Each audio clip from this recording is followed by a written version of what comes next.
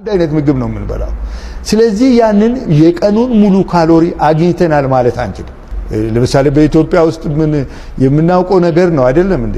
ፍርፍር ትበላለህ ወይ ቅንጬ ትበላለህ ወይንም የሆነ ጨጨብሳ ነው ወይንም ሻይ በዳቦ ነው፣ ግፋ ቢል የእንቁላል ሳንድዊች ነው አይደለም። ይሄ በቂ ምግብ አይደለም ለኛ።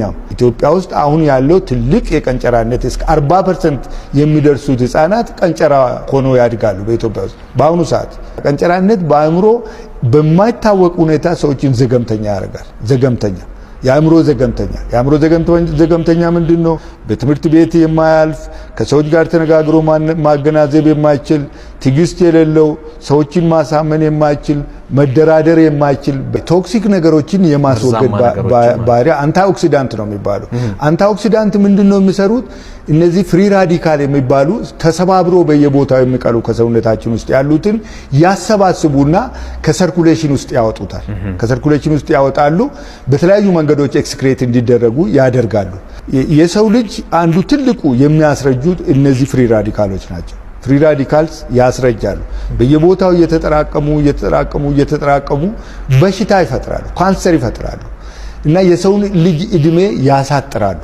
ስለዚህ ምንድነው እነዚህ ነገሮች በየጊዜው ዲቶክስ ያደርጋል ወይንም ጠርጎ ያወጣል። ከሰውነታችን ውስጥ ጠርጎ ያወጣል። በየቀኑ ስንመገብ ጠርጎ ያወጣል።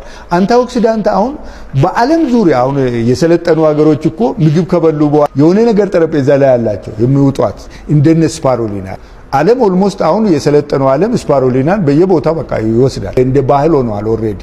እንደውም የናሳ ምግብ ነው የጠፈር ሳይንቲስቱ የሚመገበው ምግብ ነው ተብሎም ተሰርቶ ተጠናቋል። አዎ ይሄንን ነገር ይሄ ምንድነው ወደ ጠፈር ያው እህል መጫን አይቻልም፣ መጋገርም ከባድ ነው። በጣም የተጠራቀመ ምግብ ያላት ስፓሩሊና ነች።